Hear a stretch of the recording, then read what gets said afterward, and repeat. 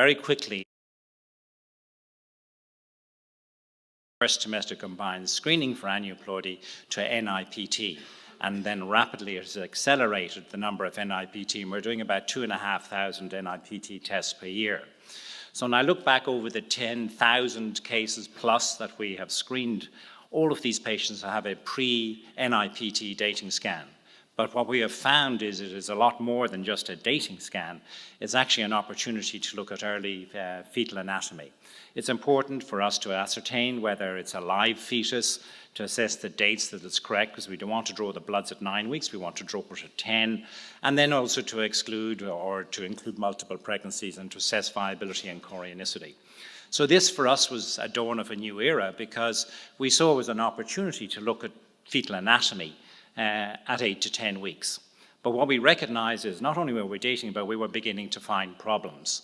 So what I'm going to do is to take you through a pictorial assessment of all the fetal malformation that we have seen over that 5-year period, and to go through it in organ system by organ system as what you can see. While it is an exciting new era in terms of what we may identify in terms of fetal malformation, it also brings along with it many questions, which I'll pose to you at the end of this lecture. So if you start into fetal malformation at our unit as to what our actual process is for screening during pregnancy, being an IVF unit, many of our patients, we start off with a dating scan. We arrange, therefore, for the patients to come back no earlier than 10 weeks of gestation. And at 10 weeks, patients routinely will have an endovaginal scan, because abdominally it is very hard to see this early in pregnancy. This has been an important transition for us, because once we've dated the pregnancy at 10 weeks, we do not do the anatomy scan at 11 to 14 weeks. That's dead in our unit. We do the anatomy scan at 12.5 to 13.5 weeks. Now that's very important, because I don't like doing anatomy at 11 weeks, it's too early, and I don't like doing an anatomy at 14 weeks because it's too late for many practical reasons. So for us, the anatomy scan is 13 weeks, which is thereafter shifted the morphology scan not to the 18 to 20 week scan, because we've excluded malformation in the first trimester, major malformation, the 13-week scan. So we want that extra week or two for the mid-trimester, and then the 30-week scan. So this is the model of care which we have adopted in our unit over the years since NIPT arrived. And then when we look at the anatomical assessment of the patient pre-NIPT, I won't go through all the individual structures which we identified, because I'm going to show these to you in the malformation sequences as what we look at. But in essence, about 80% of the anatomy that we see at 8 to 10 weeks is what we would see at 11 to 12 weeks of gestation, or 12 to 13 weeks of gestation. So to start off with the central nervous system, when you look at the central nervous system at 10 weeks of gestation, you look at a 4-segment analysis. So when you start off with the brain, you start at the top, you see the falx in the midline, the lateral ventricles, which don't extend as posteriorly as they do at 12 weeks. The aqueduct of Sylvius is positioned and juxtaposed to the occiput. That is very different to what you see at 13-week scan, because the aqueduct is distanced away from the occiput about 2.5 millimeters. In fact, we routinely measure that measurement because that's how we screen for spina bifida at 13 weeks. But every fetus at 10 weeks of gestation looks as though it's got spina bifida because the aqueduct is juxtaposed. But in contrast, the aqueduct is actually a very large size, whereas you know with spina bifida, the aqueduct sort of disappears, it was very small in size. The next segment down from that is looking, or the third ventricle is down to looking the aqueduct, and then finally the fourth ventricle. So the 4 segments are the falx, lateral ventricles, third ventricle, aqueduct of Sylvius, fourth ventricle, and the final segment identifies the choroid covering the fourth ventricle. So if you have a 4-segment analysis assessment of the brain, which we do routinely at 13 weeks of gestation, you can apply that to 10 weeks, but you understand the subtle differences as to how the brain appears. So when you're faced with this patient with a crown implant length of 36 millimeters at 10 weeks and 3 days, there's not a single section analysis that you can recognize in that. Not one of them. But the most important one is the second section, because in this section you can see the formation of the frontal bones. So when you look at 10 weeks of gestation, the frontal bones are ossified at this point anteriorly. And that gives you absolute certainty that you're not looking at a fetus with acrania. So if you look at this fetus, not only the 4-segment analysis abnormal in this case is that you can't see any cranial bones. And that would be the typical appearance of a fetus with acrania at this gestation. The beauty about 3D with endovaginal assessment is that the volume of fluid and coelomic space in reference to the fetus is so great. greater than any other time of the pregnancy thereafter. And it is, you apply a volume and you'll get better 3D images at this stage in pregnancy than any other stage in the first trimester of pregnancy thereafter. And you apply a volume as you come across it, and there is no fancy footwork in terms of manipulation of the volume or putting it on 4D view. You get an image that tells you straight away when you're looking at this fetus that the head, the appearance of the head is abnormal. You can thereafter go on and do magic cut and manipulation, I'll show you in the next image, but that was in the same examination that 3D image was produced at a 10-week pregnancy. And that's the beauty about this early stage, is that you have that volume representation versus the actual fetal structure. From then you do your crown rump length, 36, the patient is 10 weeks and 3 days, and you see that elongation, that very abnormal appearance to the head. And I'll talk about the subtypes of acrania in the master class on Wednesday for those of you who will join me for that. Then you can go into more the manipulation. This will take time, and if you look at the time on the clock, you will see I've gone over half an hour, and now you can produce with edit light and the new transparent and the new render modes, you can see the very abnormal appearances to acrania. This is a diagnostic test at 10 weeks. I do not have to wait to 12 to 13 weeks to confirm this. I'm certain because my 4-segment analysis and my surface render of the fetal brain tells me that this fetus has got acrania. 6 months later, this is in August 2019, patient rocks up for a pre-NIPT scan.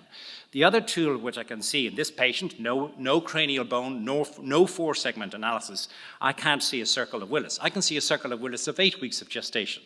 Not something that I would do routinely in terms of exposure of color Doppler to the fetal brain, but knowing that I've got a major malformation on my hand, I look for it. I also look to see whether the common carotids are going up, because when you look into acrania, there are subtypes, and the cystic acrania, I believe, is a vascular event that leads to the cystic change. But I can see a normal vascular supply to the fetal brain, but a very abnormal appearance to the circle of Willis. Again, another supporting feature that this fetus has got acrania.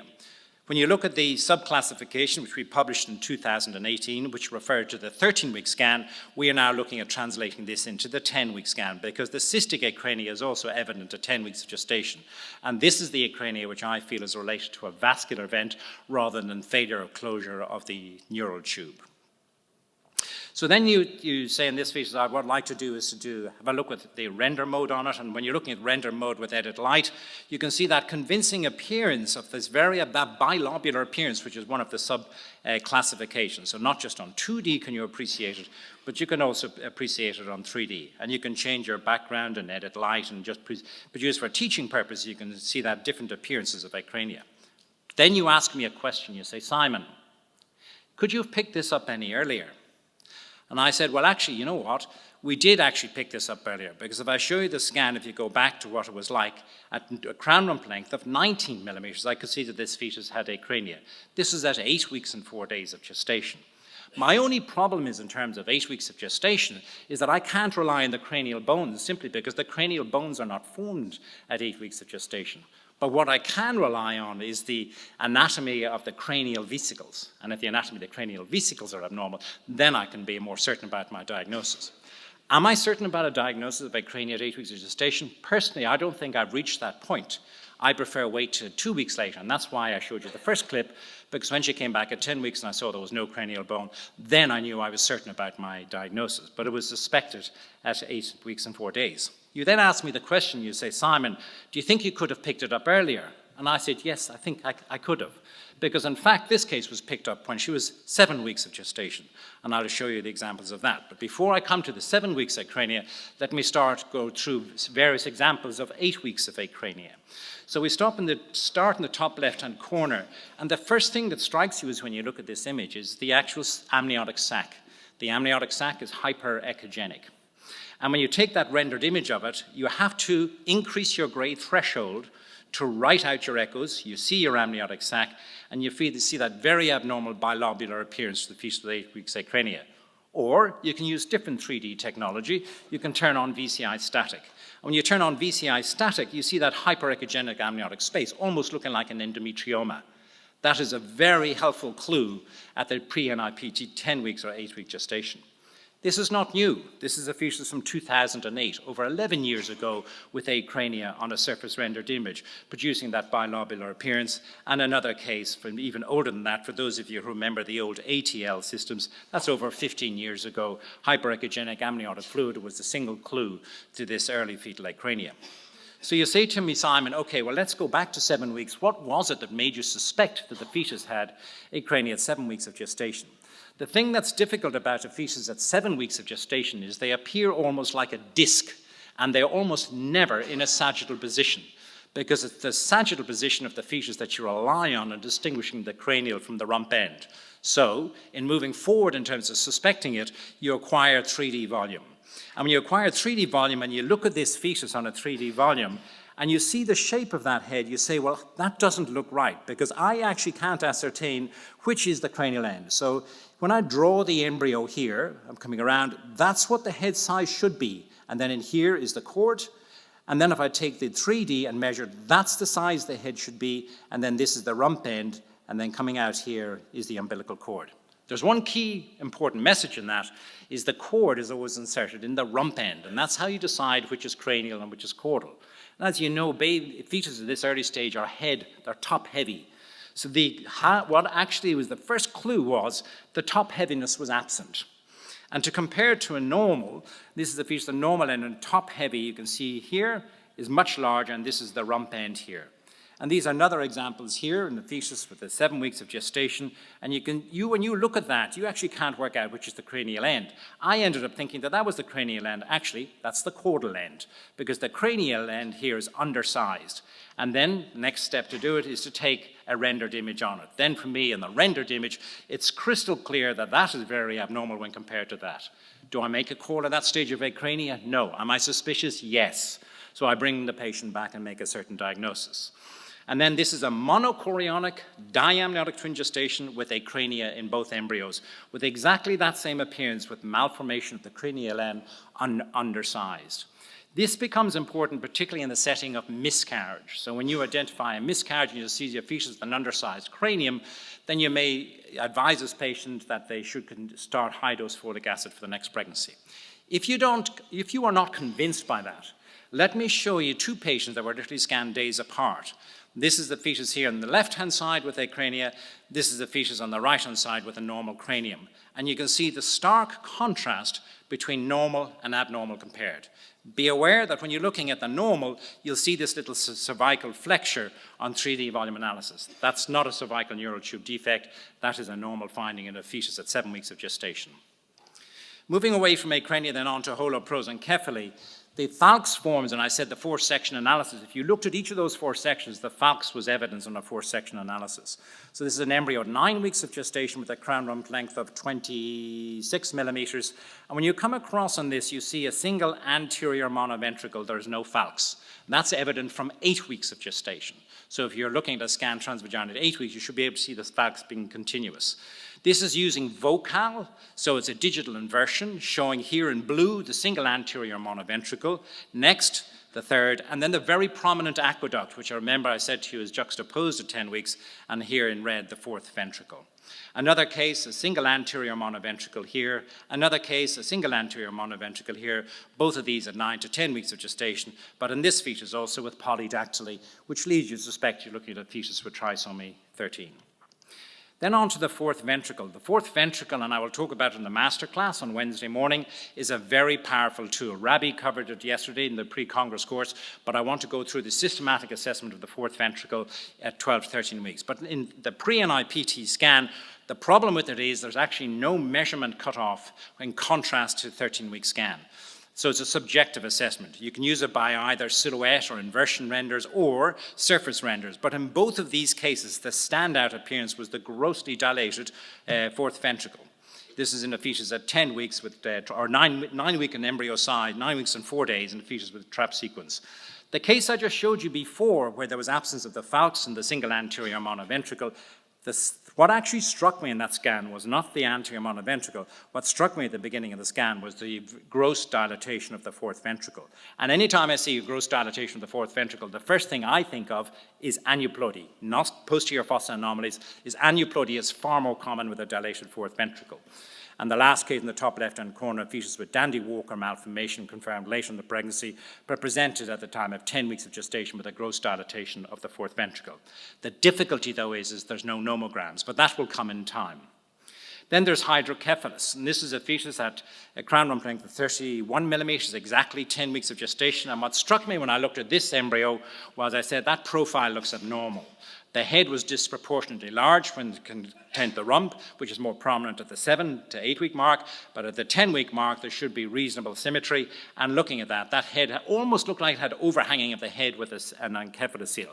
But the problem here was not that, it was the lateral ventricles were enlarged. So I brought this patient back at 12 weeks of gestation, and now I can see that the choroids occupy less than 50% of the lateral ventricles. These are all the typical appearances of hydrocephalus. You can go on to measure the area of the lateral ventricles reference to the choroids, or the length of the choroids reference to the length of the ventricles. But for most of these cases of aqueduct stenosis, it's a subjective assessment. So you initiate genetic testing thereafter in aqueduct stenosis. Now, cephaloceles are a bag of worms, because if you look at cephaloceles, there are two groups, the encephaloceles and the meningoceles. And these we have learned over the 5 years that we need to exert caution, because some of these evolve and some of these regress over time. So when I first saw this patient at 10 weeks of gestation, and I saw there was a cystic mass at the back of the fetal head with no neural tissue in it, the landmarks of the 4-segment analysis were normal, I said to me, this is a meningocele. That's how I cancelled this patient. So coming across on a rendered image in the bottom right-hand corner, I can see this little cystic mass arising from the head. But when I magnified this 10-week head on a rendered image and came through the sac, then I could see there was a deficit in the fetal skull. What I wanted to know was, in that deficit, was there any neural tissue? There was none. I brought the patient back at 12 weeks in gestation, and 1/3 of the brain had herniated through that defect. That's in distinction of the embryology of formation of encephaloceles. What happened here was this evolved during the pregnancy. And I think what we will learn over time is that there's a certain subgroup of encephaloceles that are not necessarily failure closure of the neural tube at 7 and 8 weeks. It's actually a malformation that evolves through a skull defect and evolves during the pregnancy. And this one was very similar. This patient, a little bit later, 10 weeks and 6 days. When I looked at the posterior fossa, the aqueduct, first of all, looked small, but I felt that the aqueduct had a little cystic space behind it, and this was herniating through the skull. When I brought the patient back at 12 weeks of gestation, all the classic features on a VCI static tomographic ultrasound imaging were present of an encephalocele, and then the rendered image. But this had first been suspected at 10 weeks. So when she came to me for an NIP at 10 weeks, I suggested not having an NIPT. She did not need a screening test, she needed a diagnostic test. And then there's this case, which is quite an interesting one, at 10 weeks and 5 days, very similar in the sense that the aqueduct was seen, was larger than the previous case, but I felt that there was herniation of that aqueduct posteriorly. And when I looked in a rendered image, I could see that this was, what I felt at the time, potentially an encephalocele. The only thing that put me off making that call, and again, I have to be very cautious how I cancel patients at this very early stage, was she took out a picture of her first child and showed me that it had this hemangiomatous lesion on its skull. This tempered what I said in my subsequent consultation with her. I said, what we need to do is we need to have a look at this lesion and see how it appears later in the pregnancy. I'll fast forward to you at 22 weeks of gestation, because the posterior cranial fossa was completely normal at an 18 to 20 week scan. Then my next step was I need an MRI to give me confirmation that there was no neural tissue. And all there was a sac which extended posteriorly. The posterior cranial fossa was entirely intact, but this sac continued with the straight sinus. So what I felt in this case was it was pretty convincing at 10 weeks that there was herniation of brain, the aqueduct posteriorly, but what had happened over time is that it had regressed. And this is a picture of the baby which the mother sent to me 2 weeks ago, post-surgical repair of this cystic lesion. So I have to be very cautious, because I can now see that those that progress and those that regress, and this has tempered how I see encephaloceles at 10 weeks of gestation. There's then the spine, open spina bifida. I said every baby, in a sense, at 10 weeks looks like it's got spina bifida because the midbrain is juxtaposed to the occiput. We reported that as a marker for spina bifida in 2009. And when you come down and look at this in the base of the fetal spine, you see a cystic lesion on the spine, exactly as you would see a spina bifida at 13 weeks of gestation. So a crown rump length of 43, using 3D with VCI static with VRSI, you can see a cystic lesion here, but the nicest image of all, with all of these neural tube defects, is the surface rendered image, because you can see the neural elements right in the center of the sac. So if you translate through this volume, this typical cystic lesion, but the filaments and strands of neural tissue in the base. So this was the features of a pre-NIPT neural tube defect. Then we have the face and the neck. Well, this is actually a very interesting group, and I want to ask you a few questions. I'm going to play for you a series of 12 clips, and I'm going to ask, if you're in the room with this patient, for any of these 12 patients, what would you see?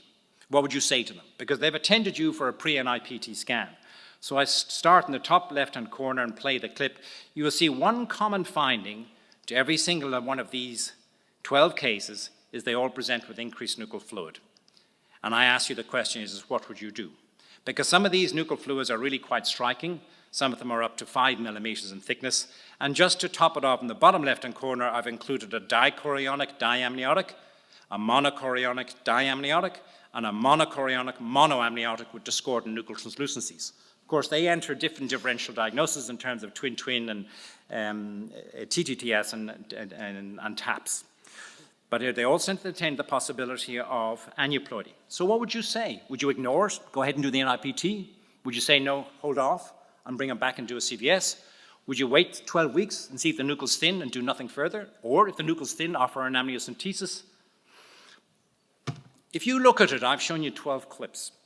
But what I actually want to share with you is there are another 100 patients with exactly the same finding of the 10,000 patients we screened. And if you ask, well, what's the data as to what we should be doing? Well, I'm going to spoil it for you because I'm going to ask you to join in the open communication this afternoon, because I'll take you what is the outcome of the 10,000 patients screened. But the news is not good, because finding increased nuchal fluid, to give you the bottom line, is about 20% of these are either chromosomally abnormal or structurally abnormal. They are, without any question, a high-risk group. But it's on Monday, we will be going through the outcome of population screening. So when I do see it, I like to look at a 3D volume assessment, because what I want to do is to get, for most of these babies, they don't present in a sagittal image to get a nice nuchal translucency. They're almost all coronal, with the hands up like that, the legs together, 10 weeks of gestation. So they are ideal for doing a volume analysis. And then I go into multiplanar analysis and look at my nuchal translucency with VCI and VRSI. That'll give me a very clear nuchal measurement. For me, I also like to look to see if there's any septations present in the fluid. I know that septations is not necessarily an independent risk factor for chromosome abnormalities. There's a nice review of that in JUM in 2017. But for me, looking at silhouette, I want to get an overall impression of the degree. Am I looking at something that's more just a borderline nuchal, or am I looking at something that's more generalized in terms of an evolving cystic hygroma? So for me, yes, I use 3D in evaluating all of these patients with increased nuchal. But separate from that 20% group who are chromosomally abnormal, I'll tell you what I think is also very interesting about them. There's going to be, with time, we will realize a subgroup of them where the nuchal presents at 10 weeks and is completely normal at 13 weeks of gestation, and they turn out to have a cardiac malformation. So that's why I titled the talk, A Dawn of a New Era, because I think it's a window of opportunity where we are going to see markers for malformation and aneuploidy that disappears and is not evident. If you look at this patient at 13 weeks, she had the reverse boomerang sign, a marker which we reported as a marker for transposition of the great arteries. 2 vessels on the 3-vessel tracheal view with a reverse curvature of the right ventricular outflow tract, TGA. So when I show you the nuchal translucency on the same fetus, it was completely normal. But if you ask me, Simon, what did it look like at the pre-NIPT? It was a standout enlarged nuchal. So this transposition of the great arteries in terms of its nuchal marker was only evident at the pre-NIPT scan. In fact, if you look at me and ask me, Simon, of the TGAs I've seen over the last 27 years of practice, I'll say almost all of them have got a thin nuchal translucency. It's the co-truncals and the more major anomalies that would present with an increased nuchal. But maybe NIPT, pre-NIPT at 10 weeks is an answer to that question. Finishing off on the face and neck, the other thing you may see at pre-NIPT scan is a bilateral cataracts. If you see cataracts in a patient, most of these you will see in miscarriages. When you see that, I think it's worth requesting post-abortal karyotype analysis, because you will find monosomy X and you'll find the trisomies. So I think it's worth looking for it. This fetus also had a central facial cleft at 10 weeks with bilateral cataracts. The heart is interesting and important because for me, in seeing increased nuchal, which is by far the most prevalent abnormal finding in the first trimester. Now, this is a fetus at 8 weeks and 3 days, in which you can see a 4-chamber view of heart. And what you see is these giant atria, which are normal. They come down as large gloves over the ventricles in an 8-week heart. And then you come down looking at the stick of the same fetus at 8 weeks and 3 days. You can see that very straight appearance to the cord. So there's no cord coiling. But we don't look at many hearts at 8 weeks and 3 days. We look at them at the 10-week scan. So when this patient presents to me with a nuchal that's increased, I want to know what is the 4-chamber view of heart and the 3-vessel tracheal view. So looking at this heart, I can see the normal left and right ventricle, the main pulmonary artery, and the transverse aortic arch. That gives me great reassurance, and that's how I will cancel that patient and I get into discussion about nuchal, as I can see normal cardiac structure. In terms of this patient, it wasn't so reassuring. The nuchal was a little bit bigger, it was 3.6 millimeters. And when I'm doing a stick acquisition, I can see a normal 4-chamber. But as I'm sweeping up, I see the descending aorta is changing from red to blue. Just look closely at it. It goes red, blue, red, blue, red, blue. That tells me that there's a reversal of flow along the descending aorta. That's a very troubling sign. And then when I sweep up to the 3-vessel tracheal view, I can see the main pulmonary artery and aorta look present and are of normal size. But what troubles me when I look at the stick volume in this fetus at 10 weeks and 4 days, there is equal volume of flow forward and equal volume of flow in reverse. What does that tell you? That tells you that you've got polyvalvular dysplasia, which is a typical feature of T13, T18.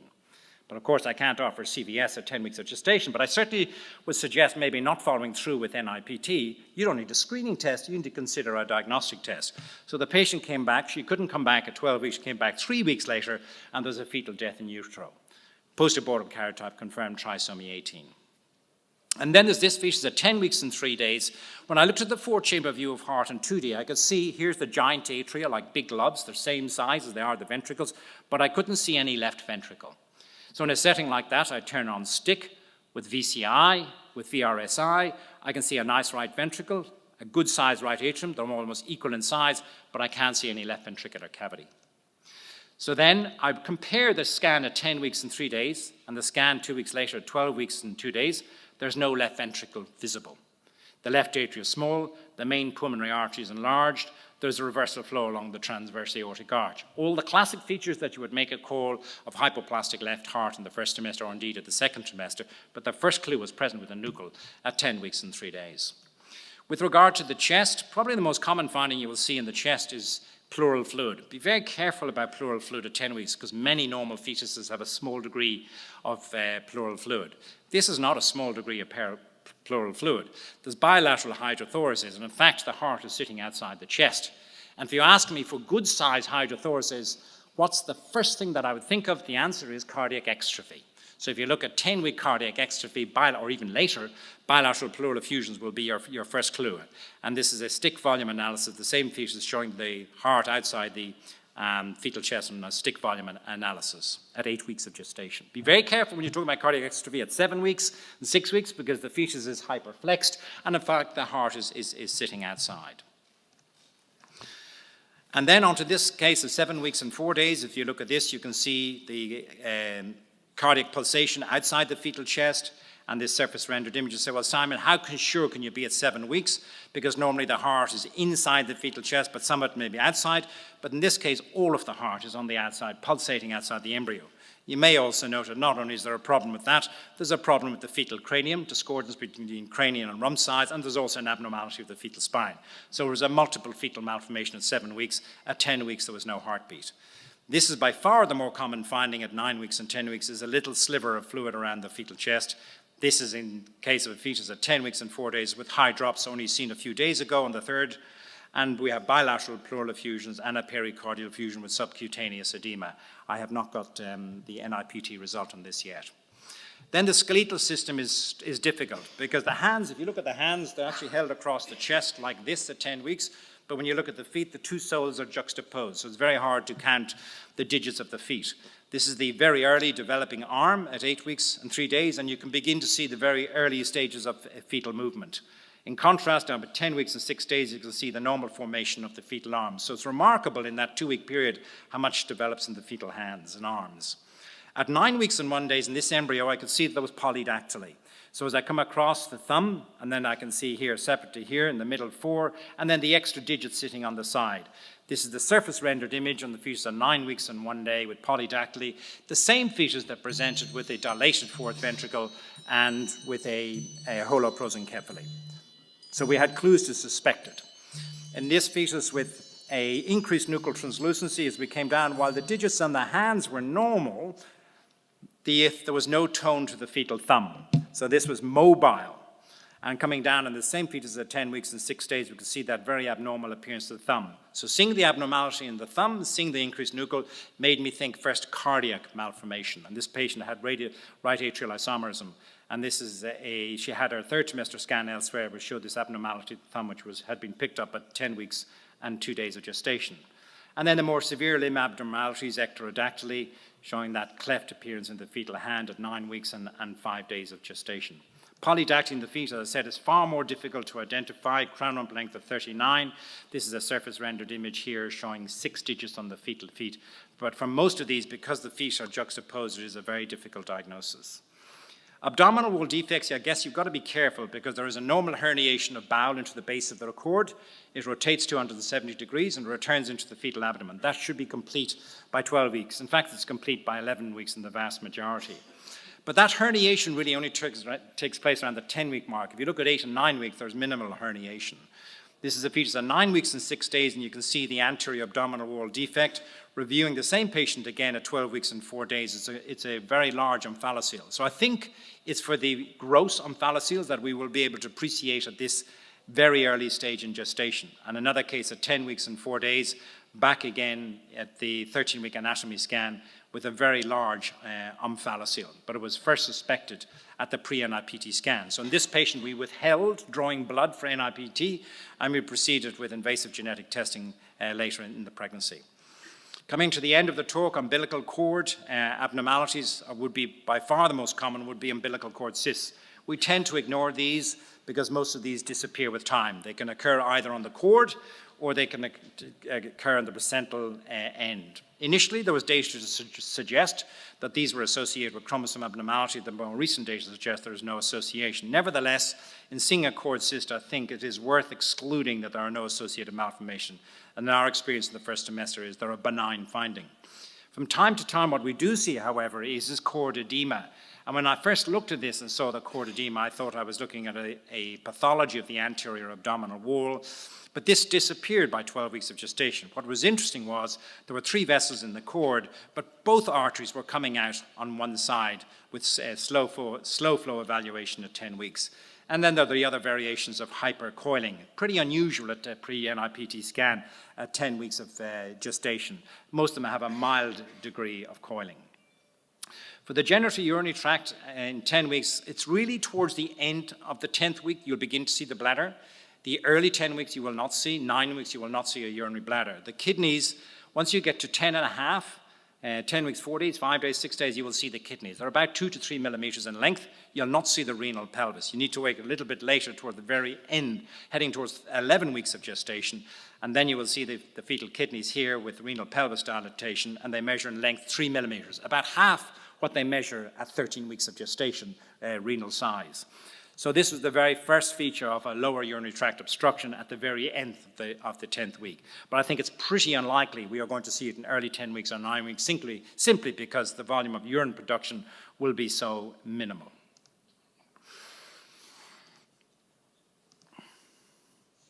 And lastly, just to finish up with a amniotic membrane. So amniotic membrane, if you look, this is a choice time to look at the amniotic membrane because the coelomic space is so large in comparison to it. So these are all examples of fetuses with gross malformation of the amniotic membrane. And once the fetus is extruded through the amniotic membrane into the coelomic space, the malformations tend to be gross. You can't identify the limbs, you can't identify the lower spine, and this fetus in the middle at the bottom. There are no recognizable structures other than a torso and an arm. So they are very obvious diagnosis because it's such a clear space, the amniotic space. There are more subtle varieties of it, late in the 10 weeks, when you can actually see a band of tissue attached to a fetal limb. Or subjectively, you think that the amniotic sac is much smaller when compared to the embryo. Or in this case of 10 weeks and 5 days, when I looked at it initially, I didn't quite appreciate what was going on until I took a cine loop and I sped it up 400%. I realized that the amniotic sac volume was reduced, but every time the fetal limbs moved, the membrane moved with the limbs. So for me, this was a form of amniotic rupture. So I think we have this classic idea in the heads. It's like a bubble that bursts. And then you may have anything from a transverse limb defect to a crania. But I think we will learn with time that there are varying degrees of where maybe there's a lack of volume in the amniotic sac for whatever reason, and then the limbs become adherent, or it is true rupture, as is in the top right-hand corner, because all these three cases presented in a very different manner. Finally, multiple pregnancy. Well, multiple pregnancy are always interesting, particularly with regard to the conjoined variety, because this is, if you look at think of an abnormality which you can be absolutely certain at 8 weeks, you can be for sure 10 weeks, and you definitely don't need to wait till 12 to 13 weeks, is conjoined twins. So if you look at these cases in the top three are all examples of conjoined twins, here showing a stick volume analysis of the heart, smaller head, larger head, this larger head receiving 2 vessels, this smaller receiving 1. And in this one in the top right-hand corner, very different in appearance in that there's only 2 arms, 2 legs, but there's an extra head, and that's the craniophagus parasiticus, which is a very rare form of conjoined twin. I don't need to do a scan any later in the pregnancy. This is a certain call. The more subtle ones are the trap sequences where you see the discordance in size, and then you see the very malformed fetus, maybe with a cardiac activity. We've seen them with univentricular hearts, cardiac activity, no cardiac activity, but it's a call that you can make in the pre-NIPT scan. And then there's discordant size and nucleus, which enter all sorts of differential diagnosis, which I mentioned at the beginning. And in fact, for many of these, we identify these or suspected these at 6 weeks, or the post-IVF scan, where we saw 2 rhombencephalons with single cardiac activity, a single yolk sac, all contained within a single amniotic sac, and a render showing that we had a conjoined twins at 7 weeks. I don't make the diagnosis at that stage. I bring the patient back at 8 to 10 weeks. And another example on a surface rendered image showing that conjoined of a twin at 6 weeks and 5 days of gestation. So in summary, I think as we move forward in time, let's fast forward for the next 5 to 10 years. I think it's an inevitability that NIPT will replace first trimester combined and all other screening tests. I'm always interested to hear in Europe in terms of how you actually screen, and that there are many different modalities in how you screen for Down syndrome and other chromosome abnormalities. But patients in the private sector in Australia drove exactly what we do. We do a very early test. We don't wait for 12 to 13 weeks for the anatomy scan, then do the NIPT. We do it the other way around. Patients want to know at 10 weeks and 3, because they get the result 3 days later, they want to know at 10 weeks and 3 days is that the result is normal. And then they can have anatomy scans scheduled not at 11 weeks, not at 12 weeks, not at 14 weeks, at 13 weeks.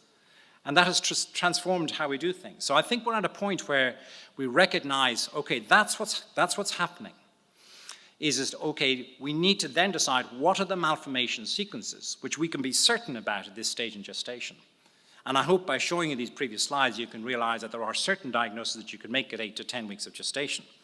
Probably for me, the most promising of it all is the nuchal fluid at 8 to 10 weeks, because I believe that that is a new window of screening for aneuploidy and structural malformation, because it is clear to me that there's a separate cohort of fetuses that have increased nuchal fluid at this stage that is completely normal at 11 to 14 weeks. And I don't think, you say, oh, it takes ages to train how to do that. That should be an impetus to move forward. So I think there are practical benefits from early diagnosis, and I think it will require time as we improve our knowledge base how to go forward. But the limitations and the reservations, maybe I should have put that slide first, because I understand going forward is that you need to recognize that you're in a new era, because if a patient makes a call not to continue a pregnancy, you have no post-mortem. You have no final arbiter or assessment or audit of what you're doing. That's scary. But you could argue the same thing that, well, that's where we are with the 12 to 13 week scan. But it is more scary at 8 to 10 weeks of gestation, because we are moving into a very new field of early anatomical diagnosis where the malformation sequences are not established. I don't think it's a cost-effective time for screening, but time will tell as we move forward. I think my greatest concern, which probably at this point at the very bottom, false positives, I probably should put at the very top. And I think if you look at it, in the first trimester screening and diagnosis, we went through a learning curve, just like we did at the mid-trimester. And I think that's inevitable. That will happen with the early first trimester. So to finish off, what does this all mean to you on Monday morning? I think on Monday morning, I'm hoping that if you are doing a pre-NIPT scan, that you don't just do a transabdominal scan and measure a crown rump. I hope that you move further with that and look with the brain at 10 weeks, you can do a 4-section analysis, you can look at the cord insertion, you can do that anatomical survey. I'm hoping that this will provide you with enthusiasm to recognizing that you can identify malformation early in the pregnancy. And of course, be judicious with your use of color Doppler. I know I've shown you examples of that, but clearly so early in the pregnancy, particularly with regard to the brain, you have to be cautious. So finally, you go back to work on Monday morning, and you do this scan, you put in the vaginal probe, and as you do so, you see a single live embryo is present. And you look at the images on that and you say, well, I can't really see much. You could then turn off the machine and pack your bags and go home. Or you could turn around and say, look, listen, I want to manipulate the system. And as I do so, I then recognize that I can't see any cranial vault. And that's a very important first step. And the next, after not seeing your cranial vault, you then want your 4-segment analysis of the brain. And then the next 15, 20 minutes, you arrive and with your 3D image gives you a certain diagnosis at 10 weeks. So you've moved from a lousy image to a diagnostic image. And all that has made that happen is the enthusiasm, in a sense, to pushing it forward in what you can do with endovaginal scanning and knowing how to drive your machine. Finally, as a plug for our hub in 3D in gynecology, for those of you who want to join me on Tuesday, we will be covering an open session discussion about 3D evaluation of gynae pathology. Please feel free to join me. Thank you for your attention.